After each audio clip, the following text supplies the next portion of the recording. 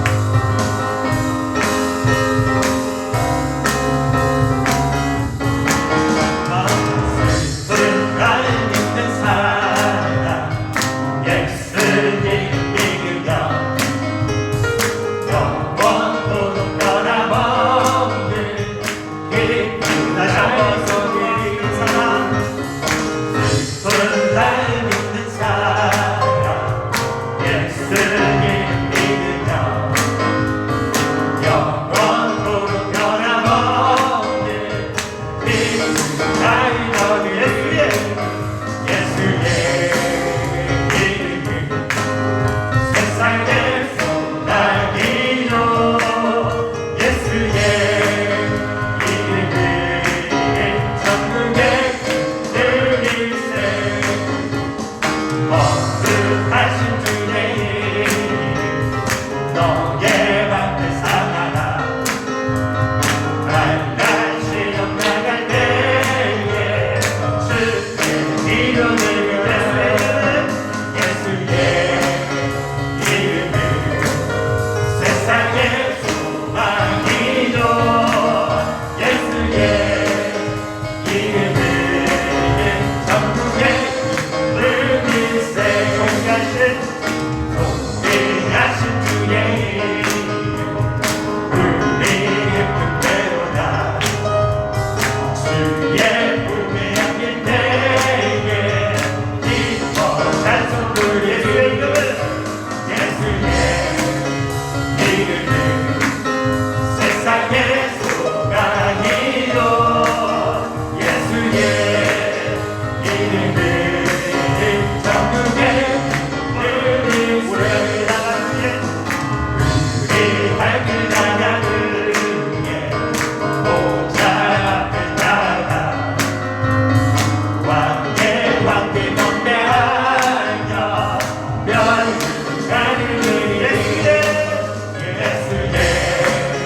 이름은 세상의 소망이요 예수의 이름은 천국의 다시 한번 예수의 이름은 세상의 소망이요 예수의 이름은 천국의 불길세 예수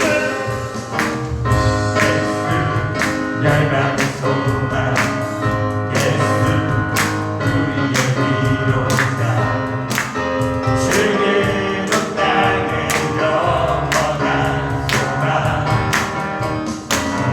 예수 어둠 속에 예수 변함없는 진리 주는 땅의 빛이 되시네 우리 위에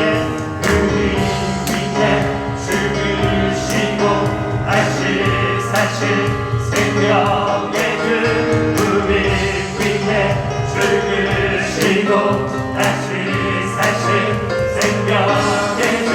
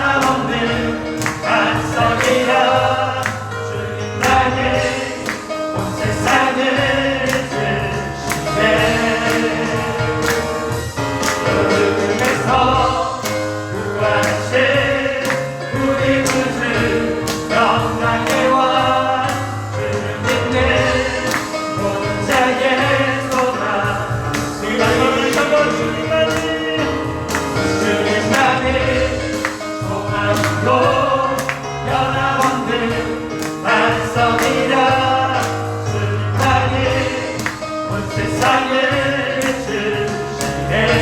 아멘. 모습에서 구하신 우리 구주 건강에 와 주는 모든 자의 소망이신 주를 믿네. 주를 믿습니다. 주를 믿네. 다시 한번 주를 믿네. 아멘. 주를 찬양합니다.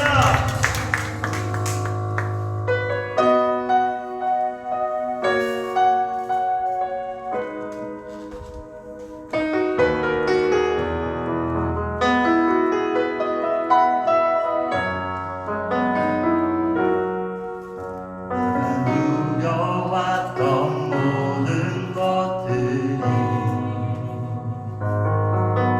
내가 지나왔던 모든 시간이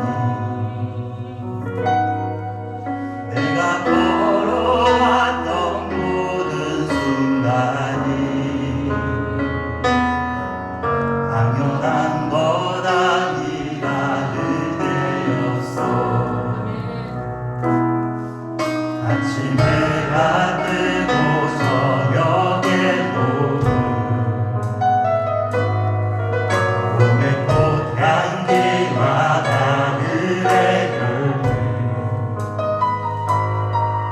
변하는 계절의 모든 순간이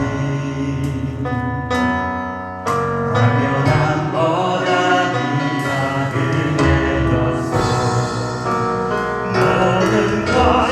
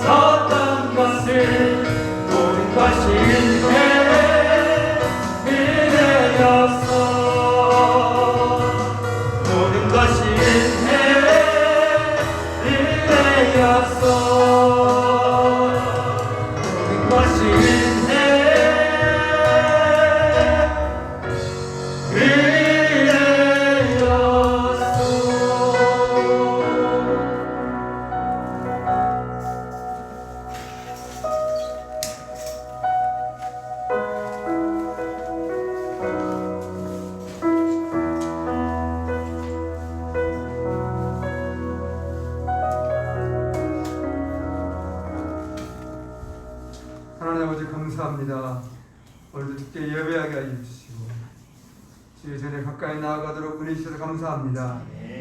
하나님, 날마다 우리의 삶이 주님을 바라보기를 원하고 주님을 따르기를 원하고 날마다 주의 영광에 살기를 간절히 소망합니다.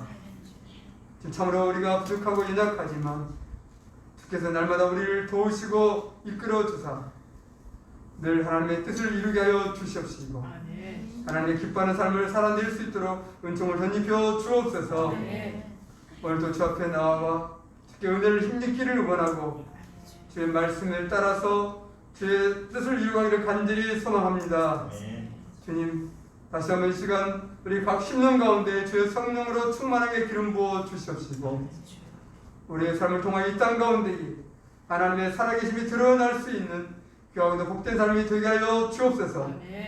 우리의 삶의 자리에서 여러 가지 형편과 처지 가운데서도 예수 그리스도의 놀라운 은혜를 증가하게 하여 주시옵시고 하나님의 귀한 영광이 올려줄 수 있는 귀한 삶이 되기를 간절히 소망합니다. 주님, 사랑하는 성도들 한 분 한 분 붙잡아 주시옵시고 있는 초소에서의 각자의 삶의 자리에서 날마다 예수 그리스도의 향기를 드러낼 수 있게 하여 주시옵소서. 때때로 힘들고 지칠 때에 주께서 새 힘을 공급하여 주옵시고 또 주의 도움과 은혜를 호소하는 그 간구 소리에 응답하여 주시며 다시 한번 하나님의 귀한 자녀로서의 삶으로 하나님 아버지 앞에 영광 돌리게 하여 주옵소서. 하나님 뿐만 아니라 이 나라 이 민족도 기억하여 주시옵시고 어려운 이 세대 가운데서 다시 한번 하나님 앞에 귀하게 쓰임받는 민족 되기를 간절히 원합니다. 하나님, 이 땅의 모든 교회가 주의 영광을 드러내게 하여 주옵소서. 다시 한번 놀라운 하나님의 부흥을 경험케 하여 주옵소서. 하나님, 이 땅의 교회들을 통하여서 다시 한번 죽어가는 생명들의 놀라운 구원의 통로가 되게 하여 주옵시고 하나님의 영광을 드러낼 수 있는 귀한 교회가 되게 하여 주옵소서. 하나님, 참으로 여러 가지 어렵고 힘든 처지에 있지만 그럼에도 불구하고 주의 이름을 의지하고 아버지 하나님 참으로 믿음으로 담대히 일어서서 이 땅 가운데서 하나님의 역사를 이뤄갈 수 있는 모든 이 땅의 교회들이 되게 하여 주옵소서. 또 복음을 증거하는 선교사님들도 은혜를 더하여 주시옵시고 참으로 여러 가지 힘들고 어려운 처지 가운데서도 주의 손으로 도우시고 또 하나님 성령으로 강건케 하여 주셔서 아버지 저들의 복음 증거를 통하여서 추구하는 영혼들이 주께 돌아 나오는 놀라운 은혜가 있게 하여 주옵소서. 또 세계 가운데 여러 가지 참 어려운 일들이 많이 있습니다. 아버지 고통으로 또 질병 가운데 또 재난으로 또 여러 가지 기후가 어려워서 힘들어하고 아버지 고통당하는 많은 영혼들 하나님 긍휼을 베풀어 주옵시고 다시 한번 모든 영혼들과 모든 나라와 민족들 가운데 하나님 놀라운 구원의 은혜가 가득 넘치게 하여 주옵소서. 오늘 말씀 가운데 주께 성령으로 함께 하시길 간절히 원하오며 우리의 구주신 예수님의 이름으로 감사하며 드립니다. 아멘.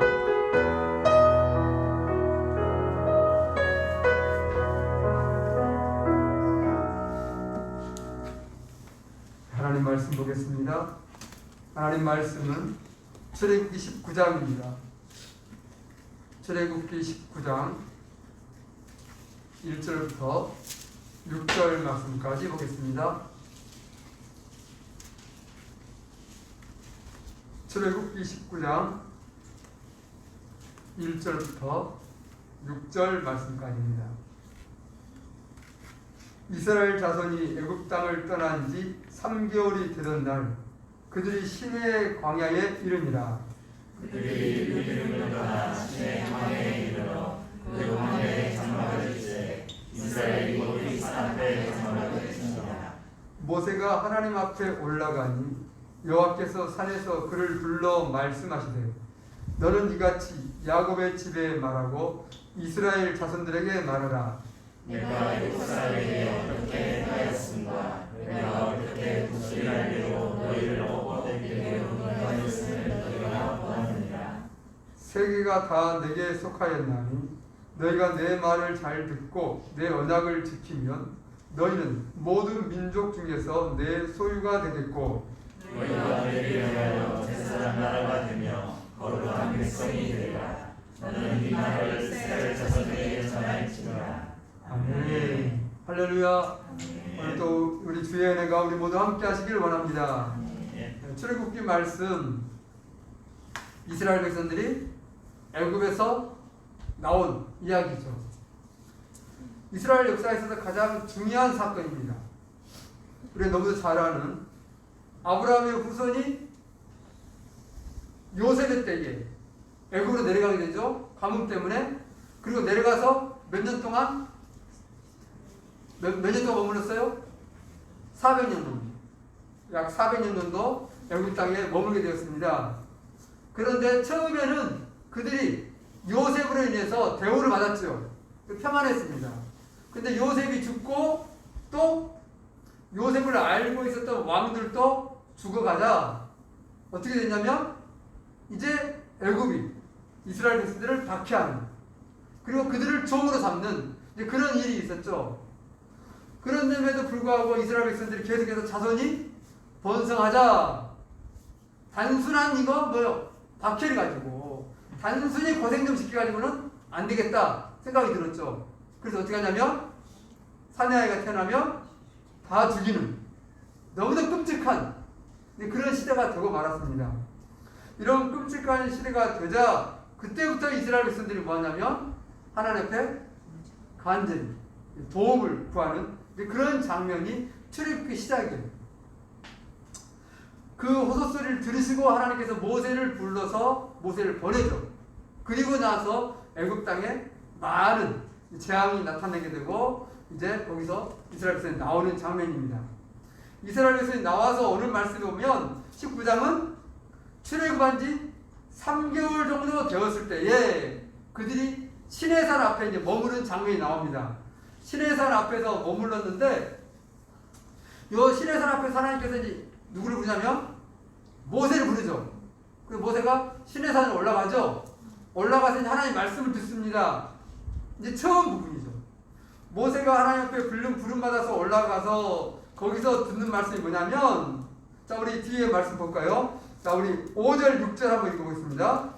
세계가 다 내게 속하였나니 너희가 내 말을 잘 듣고 내 언약을 지키면 너희는 모든 민족 중에서 내 소유가 되겠고 너희가 내게 대하여 제사장 나라가 되며 거룩한 백성이 되리라.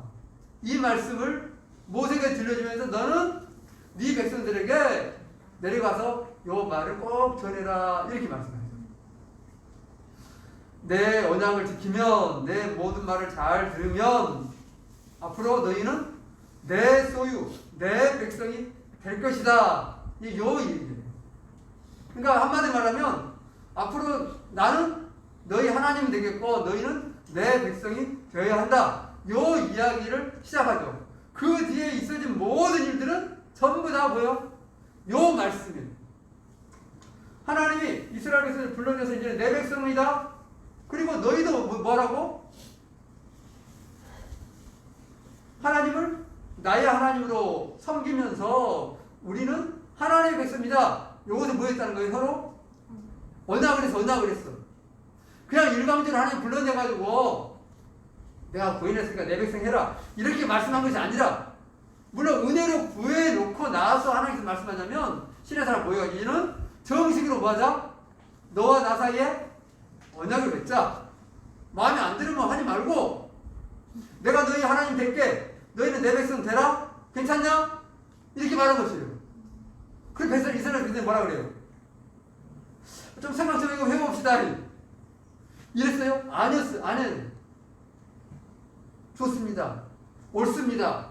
우리가 하나님의 백성이 되겠습니다. 그리고 당신은 우리 하나님이 될 것입니다. 이렇게 언약을 맺어요. 신의 산에서. 요 장면이에요. 요 언약이 맺어졌기 때문에 그 다음부터 이제 뭐 하겠어요? 하나님과 이스라엘 백성들이 요 관계가 생겼잖아요. 하나님 되고 이스라엘은 하나님 백성이 되는 것이에요. 그래서 하나님께서 이스라엘 백성들을 데리고 다닐 때에 이스라엘 백성들이 말을 안 들으면 어떻게 해? 어떻게 해버려야 돼? 언약 된 대로 언약을 했잖아요. 서로 약속을 했어요. 그러니까 하나님께서 무슨 행동을 하든지 뭐에 관련되냐면 요 언약에 관련되는 것이에요. 그냥 되는 것이 아니라 하나님이 다른 민족을 가지고 네가 내 말을 안 들었네 가지고 팬 적 있어요? 뭐라고 한 적 있어? 없어요. 그래도 말씀 냅둬. 왜? 아직 둘 사이에 언약이 없어. 그런데 요 언약 이후로 하나님의 이제 뭐냐면 사랑도 있고 은혜도 있고 물론 계속해서 그동안 있었지만은 이제 계약 관계가 됐기 때문에 요때의 요 법의 계약에 따라서 이제는 행동이 취해지는 그 일이 발생해요. 그러니까 가나안 광야를 지나갈 때도 마찬가지고 광야를 다 지나고 가나안 땅에 들어가 살 때도 마찬가지고 계속해서 뭐냐면 요 법이 계속 작용되고 있는 것이에요. 그러니까 야 너희들 내 말 안 들으냐? 네 옛날 약속했잖아. 이렇게 하지 말 안 들으면은 거기에 대해서 응당 대가를 치르는 것이고 요 관계가 지속되는 것이에요. 그런데 우리는 요 언약 했어 안 했어요? 우리는 하나님 백성이 아니에요. 하나님 백성이죠. 뭘로 우리는? 말씀으로. 예수 그리스도의 십자가의 은혜로 우리는 뭐냐면 하나님과 우리 사이에 요 관계가 성립되어 있는 것이에요. 그러니까 우리는 지금 예수님 시대에 살지 않았고 우리 말씀을 듣고 나서 그래 예수님께서 나를 구원하셨구나. 나를 위해서 죄를 지시고 십자가에 죽으셨구나. 내가 이것을 믿으면 사는 거구나. 그리고 하나님 백성이 되는 거구나. 요걸 알고 나서 우리가 믿음으로 고백하잖아요. 여러분 그러죠? 그래서 나 예수님 믿습니다. 예수님 나의 구원자인 것을 믿습니다. 이렇게 해서 뭐가 되냐면 이 성립이 된 거예요. 그 믿음의 고백이 뭐냐면 요 고백이에요. 이제는 하나님이 나의 하나님이 된 것입니다. 나는 하나님의 자녀요 하나님의 백성이 되었습니다. 요 관계가 성립된 것이에요. 그러면서 우리는 이게 살고 있는 거예요. 믿음으로. 하나님과 나 사이에 요 관계 하나님은 나의 하나님 됐고 나는 하나님 백성 됐고 하나님 자녀 됐고 요 사이요. 그럼 요 사이로 살아갈 때에 우리의 삶 안에 하나님께서 개입을 하실까 안 하실까요? 개입을. 하나님이? 당연히 하죠. 왜? 우리가 믿음으로 하나님과 우리 사이가 관계가 형성됐기 때문에 언약이 된 거잖아요. 믿음으로. 이렇기 때문에 하나님이 당연히 관계가 형성돼서 하나님 우리 삶에 깊이 개입할 수밖에 없어요.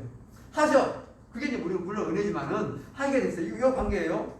근데 이 관계로 살고 있으면서 나는 믿음 가운데서 하나님이 내 삶에 어떻게 관여를 하고 있는지 나는 하나님께 대해서 어떤 관계를 지내고 있는지 우리의 삶에 있어 실제적으로 우리는 얼마나 많이 느끼고 있어요? 경험하고 있어요? 여러분이 이제 결혼하잖아요.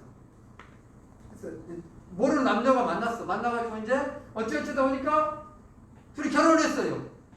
둘이 부부가 됐잖아요. 그럼 같이 살아요. 둘이 같이 살 때에 어떻게 살지? 두 사람이서 둘이 서로 간에 모든 삶에 있어서 개입을 해야 돼. 그냥 마음에 들면 하고 말고 네가 네 살고 나 살고 이래요. 물어보는 말은 이상한 말인데 둘이 관계가 형성이 되면은 두 사람이서 깊이 개입이 돼요. 뭘 하든지. 근데 요 사이뿐만 아니라 부모와 자식 사이도 뭐가 있어요? 부모와 자식이 되면은 개입을 해야 돼. 하죠. 남의 자식까지 뭐라고 안 해요. 내 자식, 내 부모에 대해서 관계가 있는 것이에요. 이런 것처럼 이것은 너무 피부로 잘 느끼는데 부부 사이도 잘 느끼고 부자 관계도 잘 느끼고 삶에도 마찬가지예요. 또 직장에 들어간다 해봐요. 직장에 들어가면 서로 또 뭐예요? 개입이 돼야 돼. 되죠? 나가기 싫은데 출근하기 정말 싫어. 나 피곤해 죽겠어. 그래도 어떻게 해야 돼? 나가야 되는 거예요. 안 나가면 그 뒤로 어떻게 돼? 다 끝나보잖아요.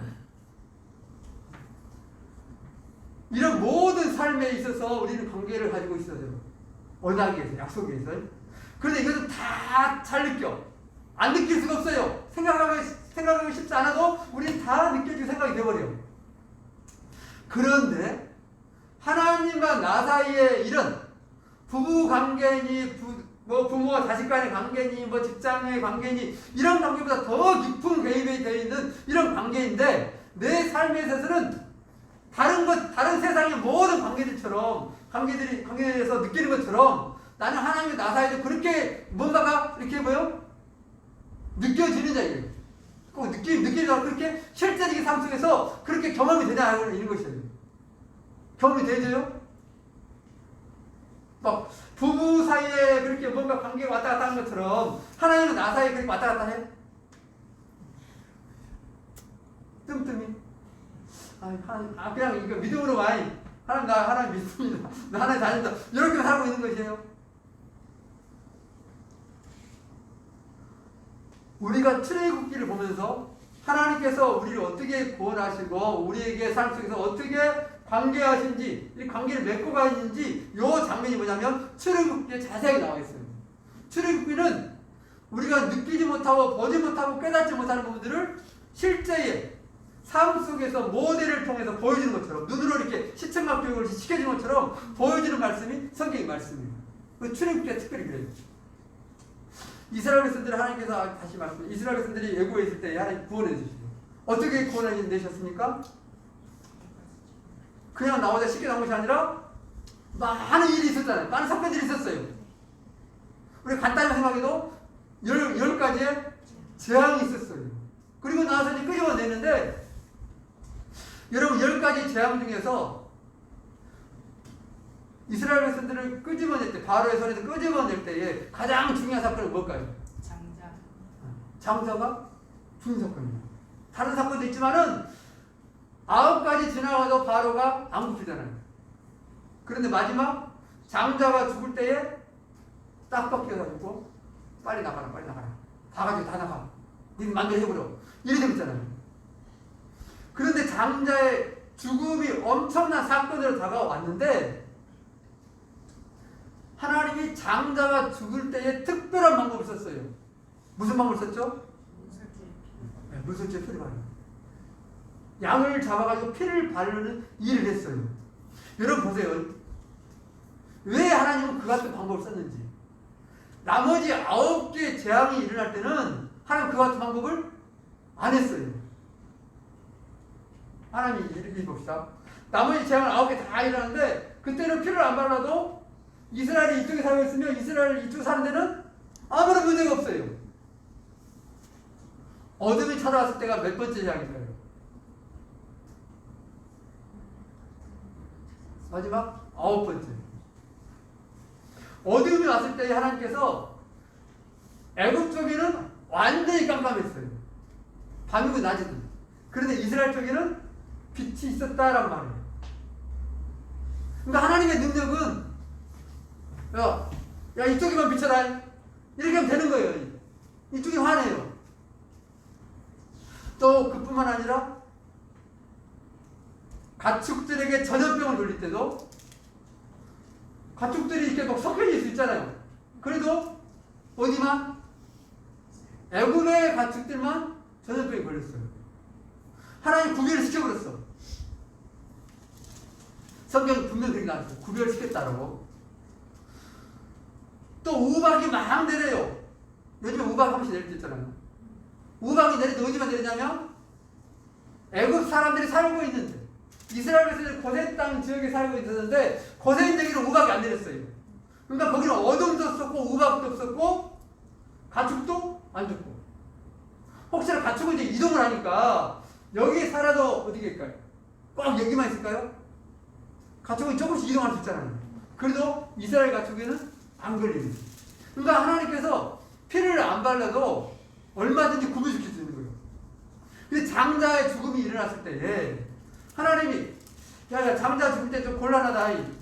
야 좀 헷갈려. 그래야지 피를 발라야 했을까요?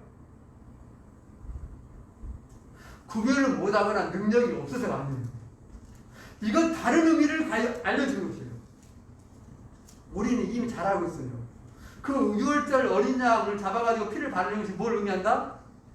예수 그리스도의 십자가의 피를 의미하기 위해서 보여준다는 것을 알고 있는데 우리가 재앙을 쭉 보면은 하나님께서 우리를 구원하는 것은 엄청난 능력이나 기적이나 재앙이나 이것이 아닌 뭘로 구원한다는 걸 보여준 거예요? 예수의 피로 우리를 구원시킨다는 것을 보여준 것이에요. 하나님이 아까 말했어요. 빛을 이쪽에 환하게 이쪽에 뭐 까맣게 하고 이쪽에는 우박을 내리고 이쪽에는 안 내리고 이런 구별할 수 있는 능력이 없어서가 아니라 너희의 구원은 거기에 있지 않냐고 오직 피해 있다. 요것을 알려주기 위해서 우리에게 요 말씀을 이렇게 주셨죠. 어린 양 잡아가지고. 그래서 모든 제안들 속에서 가장 중요한 것은 뭐냐면 가장 중요하게 보는 것은 예수의 피를 보는 것이에요. 그럼 요 말씀 우리의 삶으로 적용시킨다 그러면 우리의 삶 가운데 이런 일 저런 일 많이 있어요. 그런데 이 일 속에서 하나님이 우리를 위해서 일하실 때에 우리의 삶이 막 어려움에서 막 기적적으로 살아나고 그러면 도움을 받아 이런 일도 매우 중요할 수 있어요. 제가 전에 얼마 그렇게 시간 안 되는데 요즘에 그 자기가 그냥 세차하는 거 있잖아요. 셀프 자차 해보셨어요. 그러니까 내 돈 녹화잖아요. 저도 몇 번을 해봤는데 오랜만에 이제 셀프 세차를 하느라고 이제 주로 밖에만 하는데 안에를 하려고 안에를. 그래서 이제 뭐 진공기 이렇게 하잖아요. 그래서 나는 이제 요걸 한번 해보려고 바람 빡 나와가지고 이렇게 확 뿌리고 있잖아요. 뭐 먼지 날리게 하는 거. 이걸 하려고 이제 동전을 바꿔가지고 딱 동전을 넣었어요.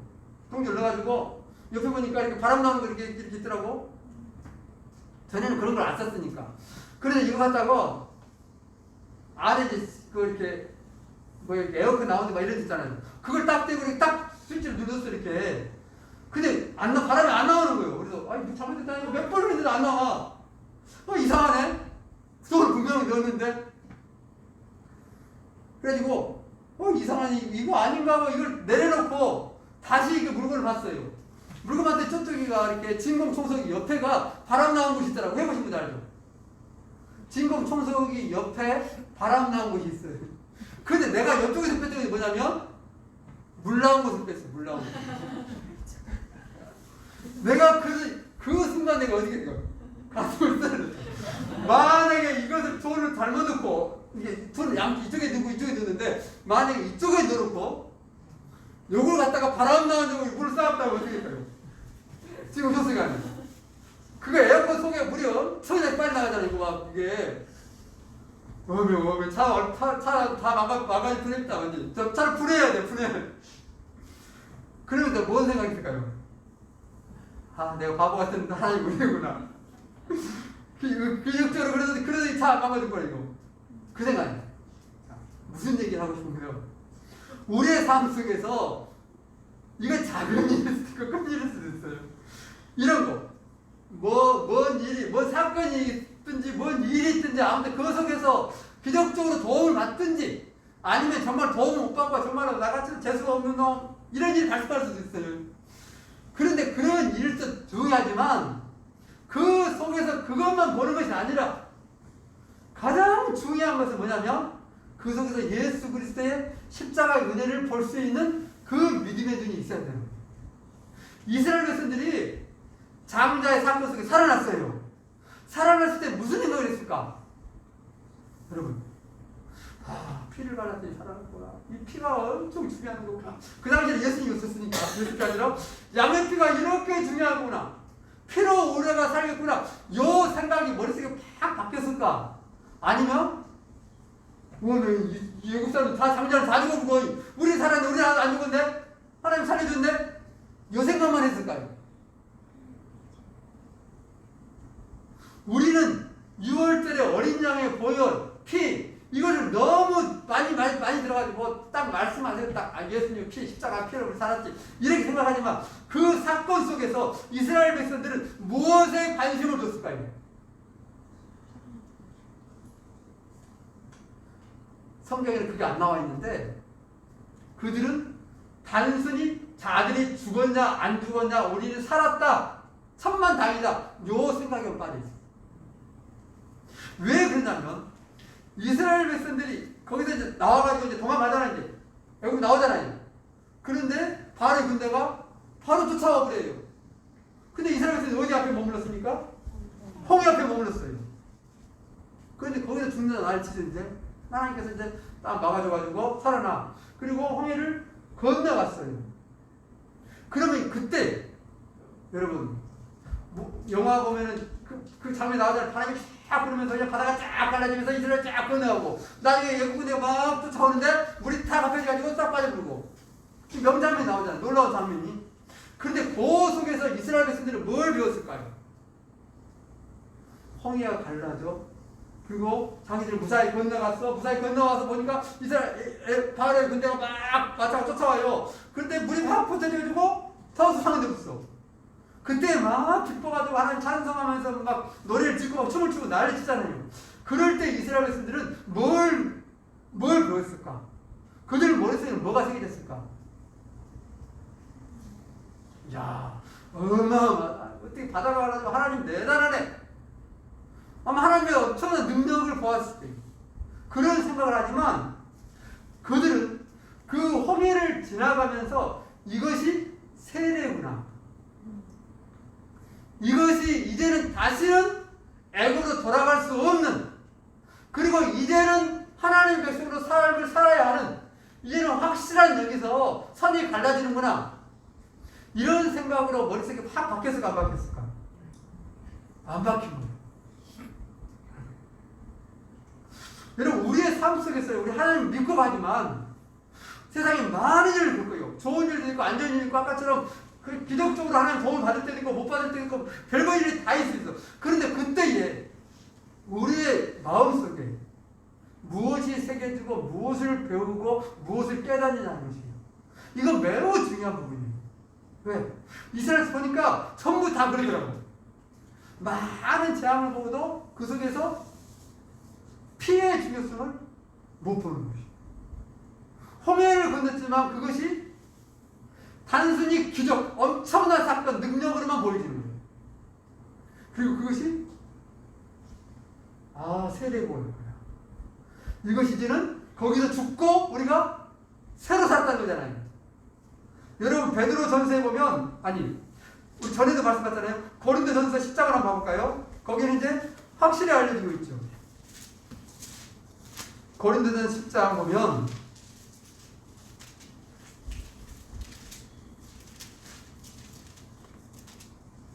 1절부터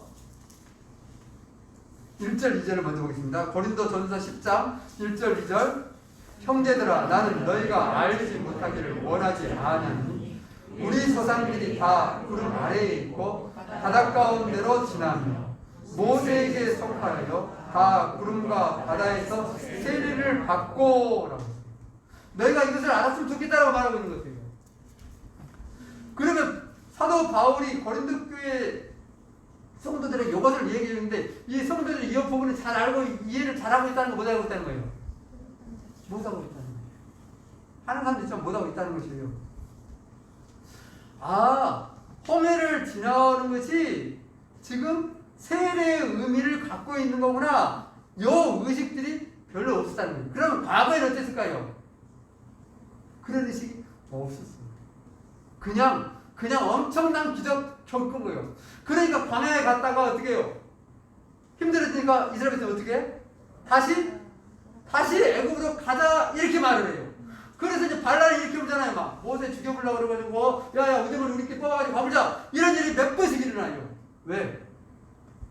이들이 홍해를 지나올 때 이제는 우리는 다시는 애굽으로 갈 수 없다. 가서도 안 된다. 우리는 오직 이제는 뭐예요? 앞으로만 나아가야 해요. 하나님이 부르심을 따라서 앞으로만 나아가야 하는 그 삶이 우리의 삶이 되었구나. 이 인식이 머릿속에 확 새겨져야 되는데 그건 안 새겨지고 단순히 뭐만 보는 거예요? 사건과 능력과 뭔가만 보는 것이에요. 눈에 펼쳐진 건 보는 것이에요. 그러니까 그 안에서 믿음의 자랑이 없어버려요. 자, 그리고 이 세례에 대해서 다시 말씀하고 있는 것이 보이는데 우리 베드로 전서 3장을 한번 보실래요? 성경에 물에 대해서 가장 큰 사건 두 가지를 말하는데 전부 뭐냐면 세례를 의미하고 있다는 거예요. 베드로 전서 3장입니다.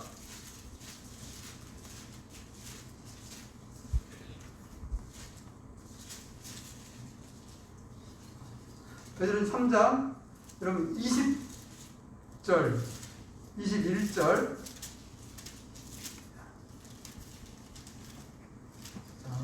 베드로전서 3장 20절 21절 읽겠습니다.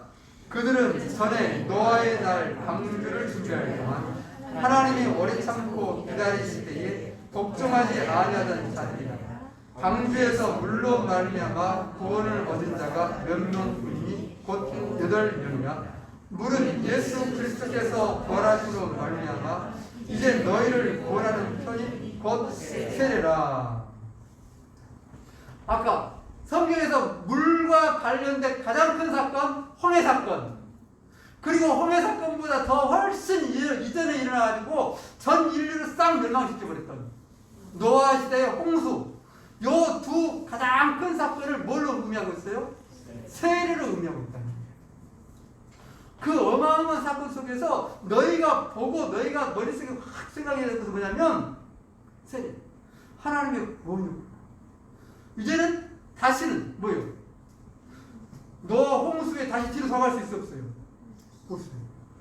홍해를 건넌다고 갈 수 있어 없어요? 없는 거예요. 우리의 믿음의 삶 가운데서 한 번 출애굽했다고 봐요. 그리고 홍해를 건넜어. 그럼 다시 뒤로 갈 수 있는 길이 있다 없다? 없다. 죽고 나서는 우리는 뭐 하는 거예요? 앞으로만 가는 거예요. 그러니까 애초에 우리는 낙심, 절망, 포기, 뒤로 후진, 이게 우리의 삶에는 아예 없는 거예요. 아예 주어지지 않아. 그럼에도 불구하고 우리는 어떻게 하고 있어요? 자꾸 이게 마음이 뒤로 가보려고 그래. 물론 믿음을 떠나가지고 그렇지 않음에도 불구하고 우리의 마음은 자꾸 뒷걸음질 치려고 그래요. 이게 왜? 우리 자꾸 다른 것을 보려고 그래요. 그래서 또 다른 홍해가 또 다른 갈라졌으면 좋겠고, 또 재앙이 팍팍 일어나가지고 나를 괴롭히고 있는 바로의 뭐가 막 깨져버리고 이것을 바래요. 그러면은 앞으로 나아갈 수 있습니다. 그 다음에 홍해 사건은 한 번도 없었어요. 이스라엘 백성들이 아무리 울고 불고 때를 쓰고 날을 쳐도 그런 사건은 없어요. 오히려 있는 것은 뭐냐면 하나님이 맨 뭐라고 해요? 그러잖아요. 그러니까 이스라엘 백성들의 생각과 하나님 생각이 전혀 다릅니다. 거기서 못 보는 것이에요. 홍해 사건에서도 홍수의 사건 속에서도 그들은 못 봐. 다른 것만 봐. 어머 우리 살아났다. 우리 다행이다. 하나님 엄청난 분이다. 조심해야 된다. 요거만. 그런데 그들의 삶이 아까 베드로전서 덮어버렸는가요? 21절에 하반지 읽다 딱 말하는데요. 구원하는 편이 곧 세례라. 그 다음에 이는 육체의 더러운 것을 제하여 버림이 아니요 하나님을 향한 선한 양심의 강구이다. 세례는 하나님을 향해서 간다라고 이제 정의하는 것이에요. 뒤로 더 이상 물러설 수 없는. 홍해를 건너버렸어. 홍수 시대를 지나와 버린 거예요. 그러니까 뒤로 갈 수 없는 거예요. 요 믿음을 하나님을 향해 찾아가는, 하나님을 향해서 양심의 강구. 이게 양심의 강구라고 써 있는데, 이 원어상에는 뭐 묻는다, 질문한다, 뭐 요구한다, 간청한다, 뭐 호소한다, 이런 뜻들이에요. 하나님께서 계속 뭐요? 하나님을 향해서 계속 뭐 하는 거예요? 무리에서 가는, 강구면서 가는, 도움을 호소하며 가는. 그러니까 하나님을 향해서 계속 나아가는 요 길이 믿음의 길이다. 요것을 보여주고 있습니다. 그리고 이스라엘 백성들이 방금 본문 말씀에 이제 시내산에 와 있잖아요. 3달 동안 왔잖아요. 요 왔을 때 아까 10가지 재앙 건너고 장자 마지막 죽고 홍해를 빠져나왔어. 그리고 이제 와서 광야로 들어왔어. 광야로 들어와가지고 보니까 15장에 보면은 앞에 15장을 봐보실래요? 출애굽기로 15장에 보면 이제 그들이 좋아서 막 춤추죠. 홍해 막 빠져나왔어요. 그 다음에 22절로 넘어가면 무슨 사건이 나옵니까? 마라의 쓴물을 만나요. 물이 없어, 물이 수다있잖아요. 그래서 막 또 난리칩니다. 우리 여기서 막 물 먹고 다 죽겠다 이러잖아요. 그런데 거기서 하나님께서 물을 이제 달게 해서 마시게 해요. 근데 그때 하나님께서 가르쳐주고 있죠. 무슨 말씀했을까요? 26절을 보실래요? 26절 보면 이르시되 너희가 너희 하나님 나 여호와의 말을 들어 순종하고 내가 보기에 의를 행하며 내 계명에 귀를 기울이며 내 모든 길을 지키면 내가 애굽 사람에게 내린 모든 질병 중 하나도 너희에게 내리지 아니하리니 나는 너희를 치료하는 여호와입니다. 물을 고쳐주면서 물을 달게 만들어주면서 하나님께서 나는 너희를 치료하는 하나님이다 이렇게 얘기해 주세요.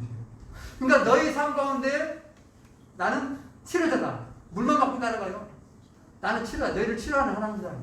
너희 마음도 정신도 육체도 너희를 치료하는 하나님이다. 이걸 알려준 거죠.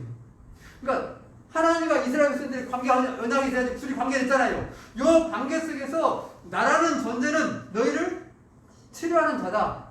이걸 말해주는 거예요. 이걸 말해주고 있고 그 다음에 16장에 넘어가면 무슨 일이냐면 만나 이야기. 만나 이야기, 메추라 이야기. 이런 메추라 이야기는 원래는 좀 뒤쪽에 나와 있는데 출애굽기를 보십시오. 출애굽기 보면은 지금 우리가 지금 본문이 19장 시내산 앞이잖아요. 이스라엘 백성들이 고통 가운데 나온 장면들을 압축시켜가지고 쭉 정리하고 있어요.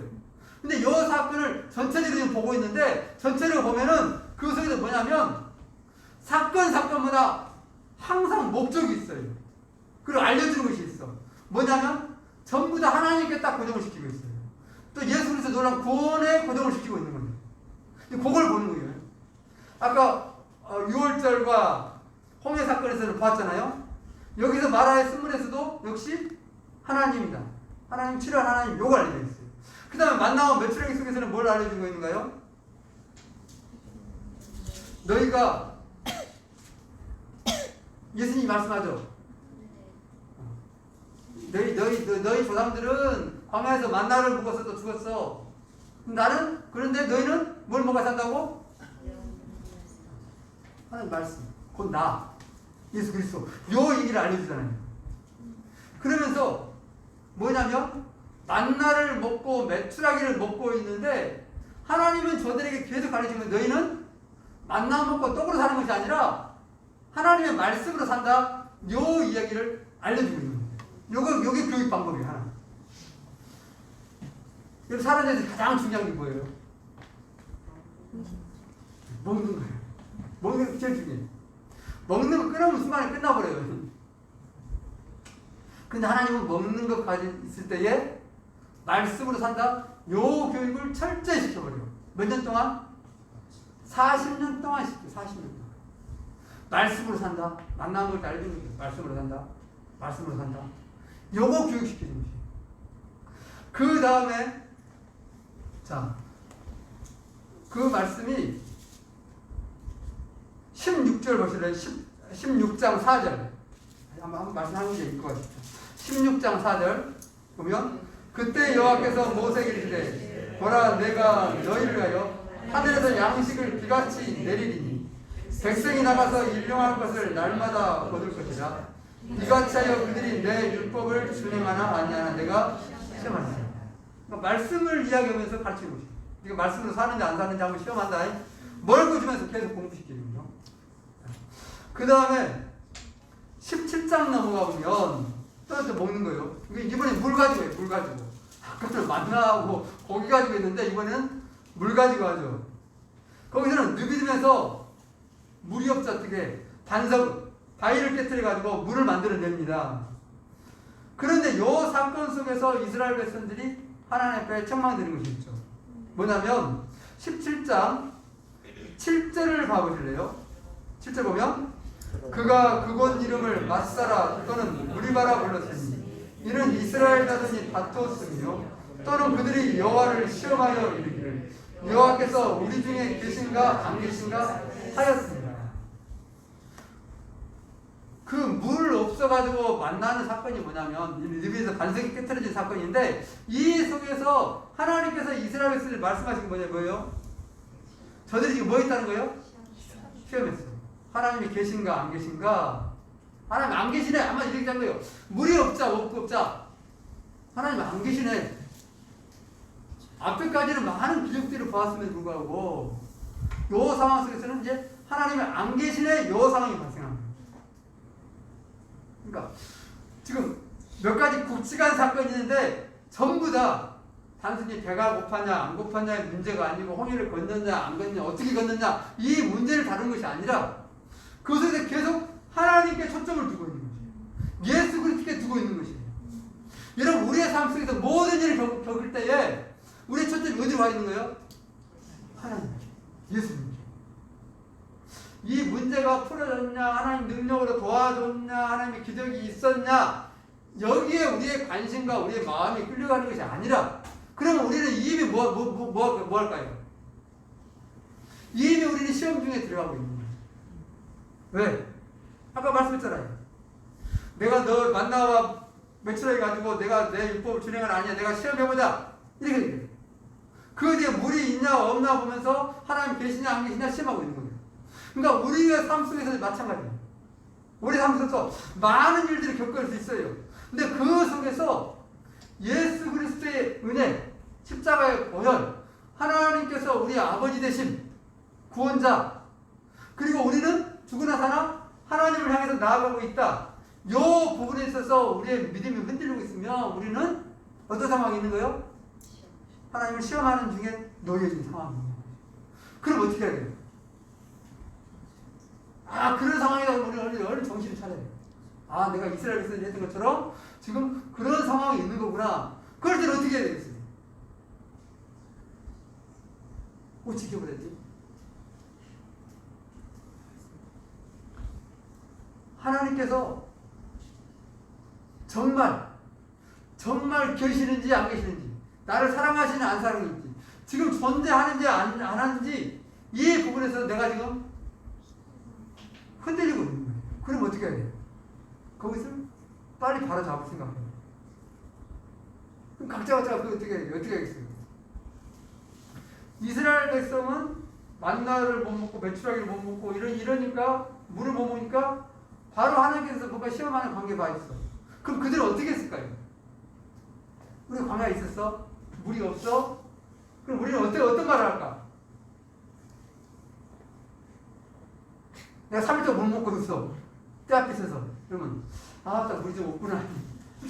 하나님 이따가 주실란가? 하나님 언제 주실란가? 이렇게 하겠어요? 아니면은 하나님을 믿고 있어. 그럼에도 불구하고 짜증이 날까 안 날까? 짜증이 나겠죠. 짜증이 나면서 하나님께 대해서 직접적으로 하나님을 원망하거나 왜 이렇게 끌어왔냐라고 말 안 해도 이미 우리 마음속에 짜증과 분노가 나고 뭔가 모르게 하나님께는 대항 못해도 누군가에게 요것 때문에 사건이 일어나고 막 하고 있으면은 우리 어떤 상황이 있는 거예요? 하나님을 시험하고 있는 그런 상황이 있는 거예요. 내가 직접 하나님께, 이거 매우 중요한 부분이에요. 우리는 하나님께 대해서 직접 하나님 왜 그럽니까? 막 욕을 하거나 당신 안 계시네요. 계신 거 안 계시고 막 모르겠네요. 이런 말을 안 할지라도 내 스스로 마음 가운데 아니면 어떤 생각 속에서 아니면 누군가에게 아니면 어떤 일에 대해서 왜 이렇게 됐냐고 하나님 이렇게 하고 있다고요. 저도 좀 화가 좀 많이 폈는데 이렇게 하고 있다면 우리는 알게 모르게 뭐 하고 있는 거예요? 하나님. 근데 우리가 부인한 건 아니냐. 그러니까 이미 그쪽으로 지금 우리 마음이 흘러가고 있는 거죠. 그럴 때 우리는 생각 안 하잖아요. 하나님 부인하다고 생각 안 해? 안 해요.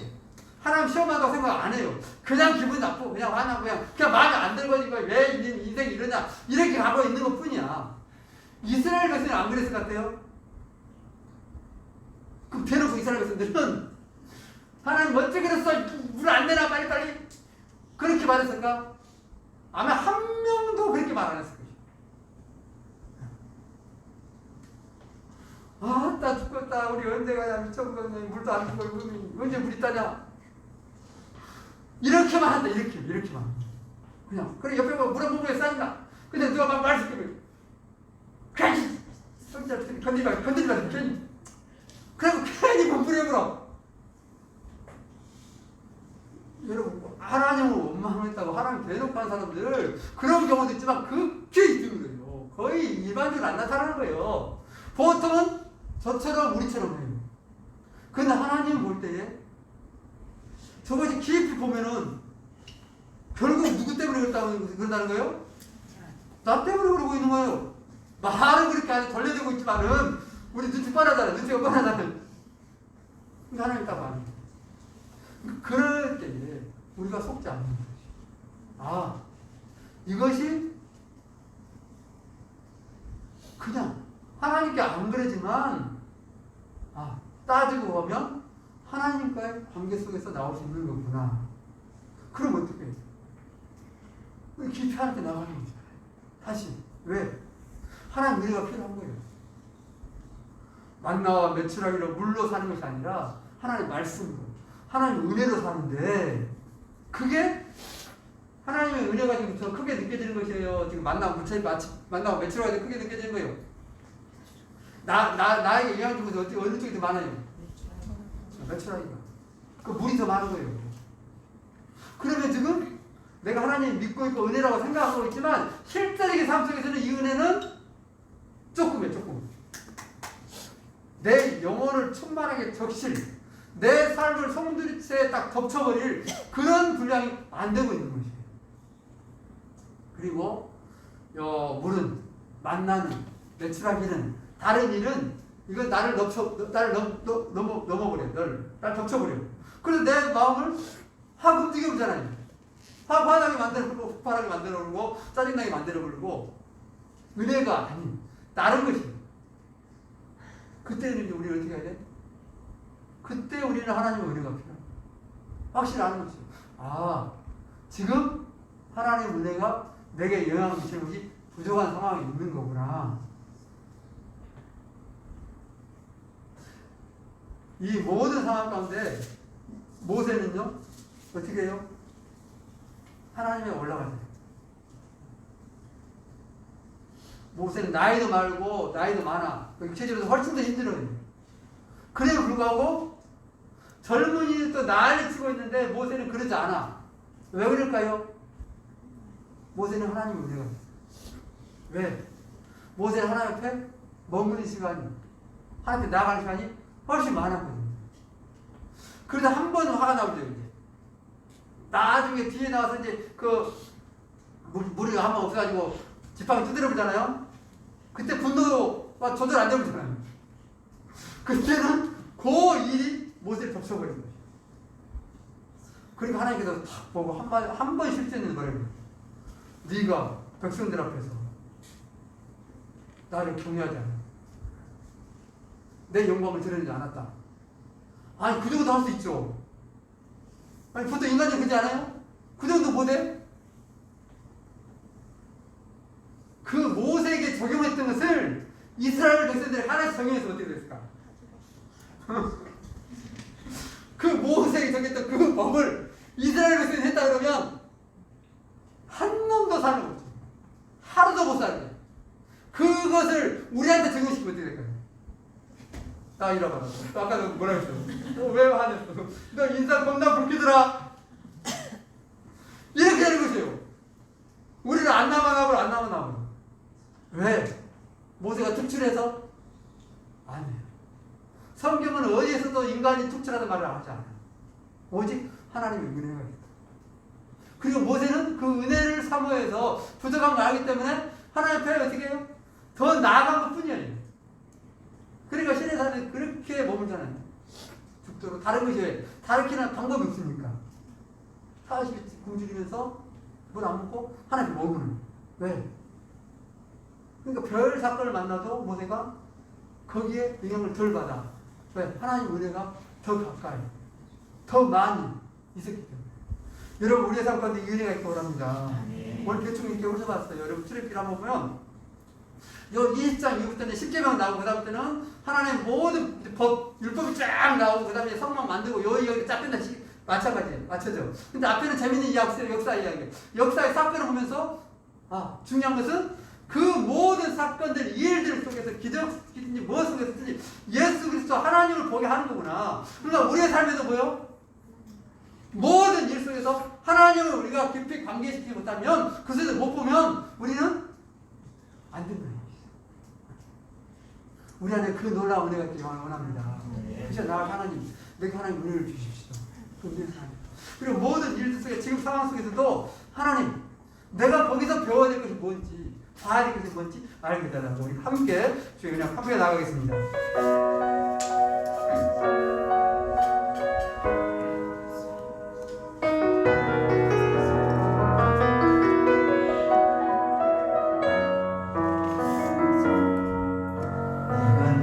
두려웠던 모든 것들이 내가 지나왔던 모든 시간이 내가 걸어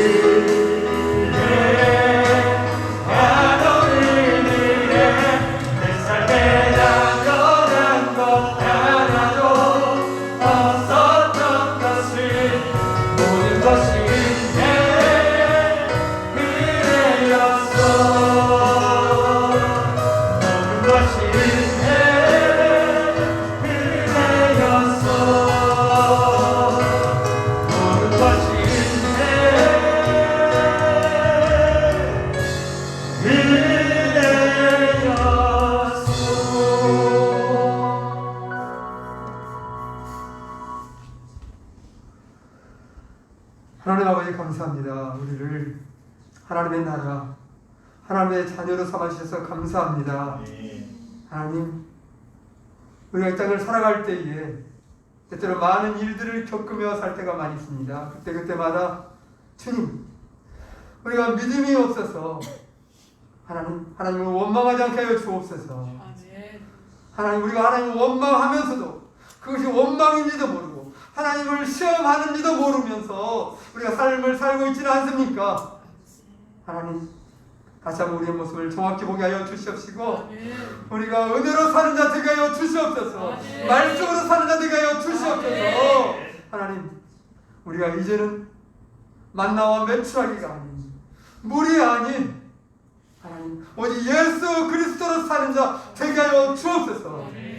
그래서 하나님 앞에 영광 돌리게 하여 주시옵시고 하나님의 살아계심이 드러나 보여주는 그런 놀라운 믿음의 삶들이 되게 하여 주옵소서. 그럴 수 있도록 우리가 더욱더 주께로 나아가기를 원하고 우리의 심령 가운데에 우리의 마음 가운데에 주의 하나님의 은혜를 충만하게 채워가기를 원합니다. 성령님, 우리 안에 날마다 충만하게 기름 부어 주시옵소서. 성령으로 충만하게 하여 주셔서 모든 삶의 순간순간마다 하나님 믿음으로 감당케 하여 주시옵시고 어떤 상황에도 여호와를 기뻐하며 찬송하며 옆에 영광 돌리는 자들 되게 하여 주옵소서.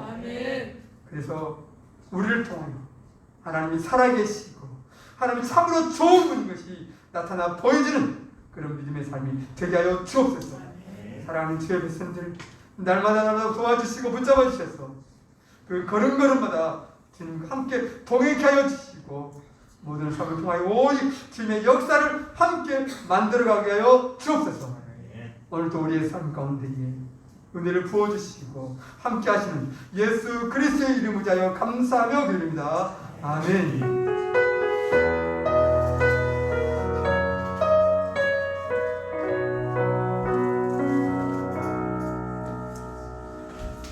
하나님께 영광을 받드리겠습니다. 사랑합니다. 축복합니다. 평안한 밤, 행복한 밤 되시죠. 감사합니다.